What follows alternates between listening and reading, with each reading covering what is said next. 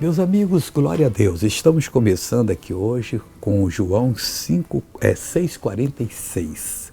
Aqui é Jesus falando, não que alguém viu seu Pai, ninguém viu a Deus. Deus é um fogo consumidor, é uma luz tão forte que nós derreteríamos na presença dele do jeito que somos. Mas missionário, o que é isso? Verdade.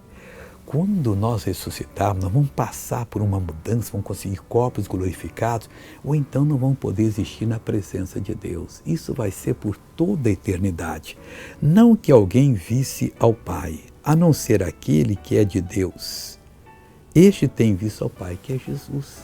E Ele vai nos levar exatamente ao Pai, mas vai ser feita uma obra em nós que nunca alguém pensou que seria possível. Os que se dão a ser ateus, a dizer que não creem em Deus, a ter opiniões diferentes, vão se arrepender quando vir a verdade acontecer.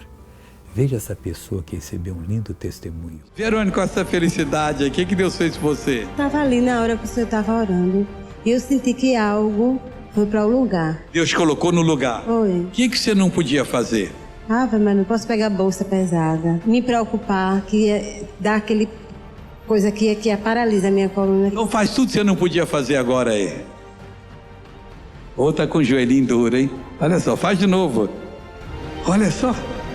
Acabou, vai, filha de Deus. Agora eu quero orar com você, meu Pai. Meu Pai, entramos em Tua presença agora para pedir por essa vida que está confusa, que ouviu tantas bobeiras, asneiras, enganada por tantos espíritos malignos. Mas agora, Pai, eu uso o Teu poder, eu amarro todo esse mal, expulso e digo, seja liberto em nome de Jesus Cristo. Deus te abençoe muito.